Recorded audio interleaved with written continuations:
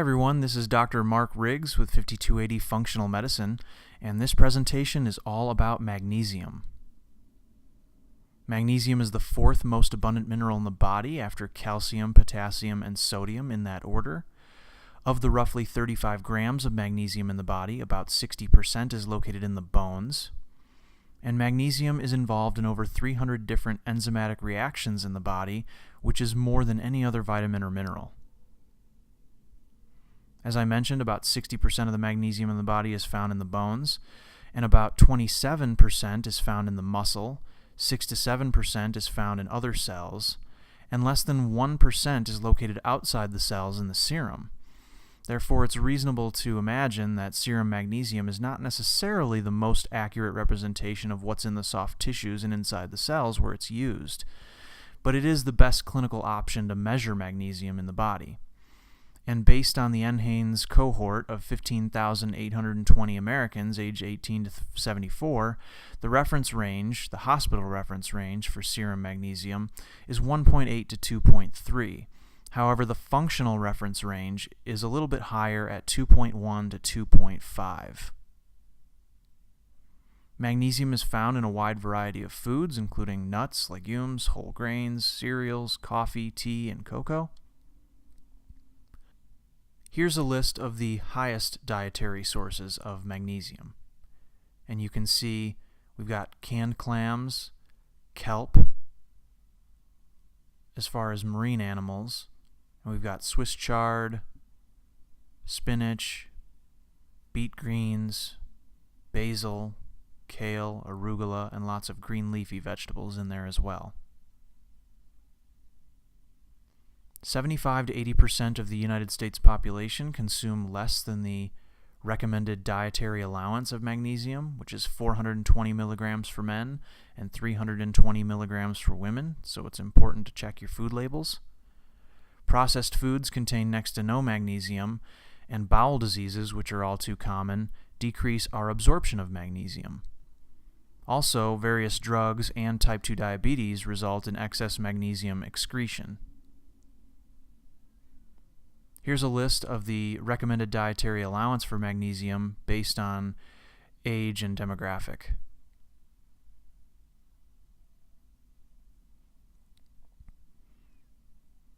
By the way, the percentage of magnesium absorption goes down as intake goes up. So for example, at 200 to 400 milligrams of magnesium intake, about 40 to 50% of that magnesium is absorbed. Seems pretty low. But at 500 milligrams, only 35% is absorbed, and at 1,000 milligrams, only 10% is absorbed.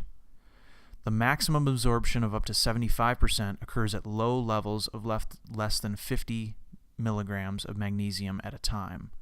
So this just tells us that the body has a way of regulating magnesium absorption, and the more we take doesn't necessarily mean the more that we are actually getting in and absorbing in the body. Factors that maximize magnesium absorption include substances like fructose and lactose in the diet, which we regularly consume. Magnesium supplements should not be taken at the same time as other mineral supplements, especially at the same time as zinc. So factors that inhibit magnesium absorption include excessive calcium and/or vitamin D supplementation. As I just mentioned, zinc in the form of zinc lozenges compete for absorption. Phosphorus in carbonated beverages. Phytates and fiber, they chelate magnesium and prevent absorption. Unabsorbed fatty acids bind to magnesium, and this can happen in cases of liver dysfunction, pancreatic insufficiency, or inflammatory bowel disease. And low-protein diets below 30 grams of protein per day also inhibit magnesium absorption. Specific diseases associated with magnesium deficiency include type 2 diabetes, metabolic syndrome, elevated C-reactive protein, hypertension, atherosclerotic vascular disease, sudden cardiac death, osteoporosis, migraine headache, colon cancer, breast cancer death, preeclampsia, and asthma all have ties to magnesium deficiency. Magnesium is required for insulin sensitivity, which is why it plays into the type 2 diabetes connection. So a lack of magnesium results in decreased glucose uptake into the cells. There's an inverse relationship between serum and dietary levels of magnesium and the risk for type 2 diabetes. The excessive glucose in the blood due to insulin resistance causes excessive urine production.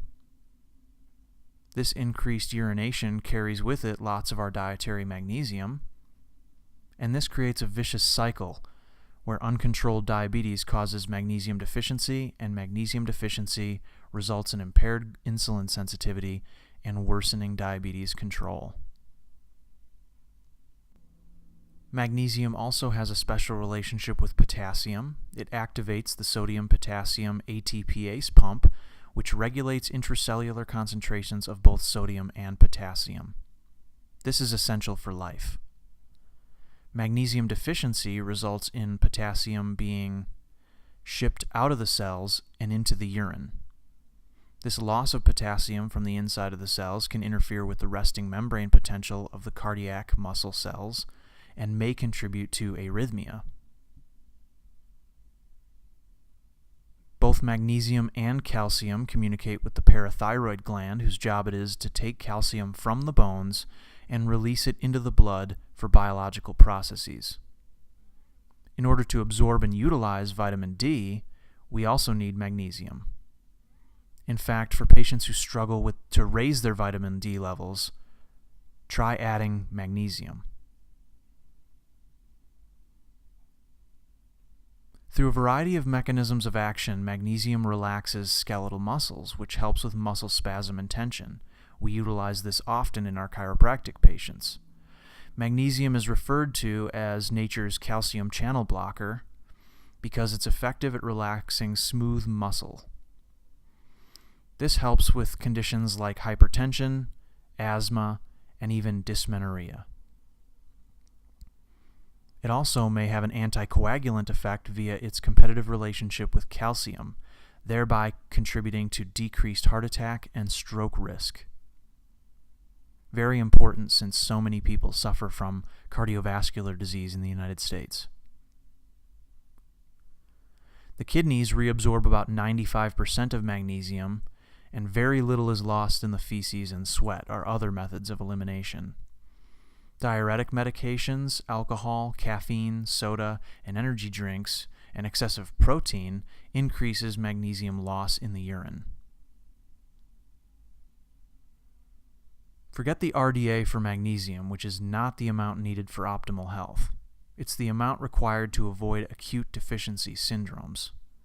That said, a substantial number of patients are failing even to get that minimal amount. I suggest about 500 milligrams a day for adult males and 400 milligrams a day for adult females for optimal health. The appropriate therapeutic dose of magnesium supplementation depends on the patient's background food intake, but supplementation can range from 200 to 600 milligrams per day. The Food and Nutrition Board of the Institute of Medicine set a tolerable upper intake level for supplements at 350 milligrams per day, mostly due to concern about gastrointestinal side effects such as loose stools and diarrhea. People with kidney damage are at the greatest risk of toxicity, such as lethargy, confusion, disturbances in normal cardiac rhythm, and deterioration of kidney function. This is mostly related to severe hypotension caused by excess magnesium. As I mentioned earlier, it can relax the smooth muscle of the blood vessels, causing hypotension, low blood pressure. And since I mentioned toxicity, it's important to note that people without kidney disease don't need to worry about consuming too much magnesium. Acute toxicity typically only happens in patients who are receiving magnesium intravenously for conditions like preeclampsia and atrial fibrillation. Serious adverse effects associated with IV administration include double vision, slurred speech, depression, weakness, and paralysis. To end the presentation, I'd like to provide you, the listeners, with the various forms of magnesium and their individual indications. We get this question a lot from our patients. What form of magnesium should I be taking? And the answer is different for everybody, depending on what therapeutic goal you are going for. If you're going for a cardiovascular benefit, or if you're trying to use magnesium for constipation or for pain relief, for sleep, there are many different forms of magnesium that most patients don't realize, and each one of them has its own unique indications. So check your supplement labels and purchase your supplements carefully and wisely. And that's it for magnesium. This is Dr. Mark Riggs with 5280 Functional Medicine. I hope you enjoyed this presentation. Please feel free to share it with your friends and family on social media. And if you're interested, please check out our other patient educational videos at www.5280functionalmed.com. Thanks for listening.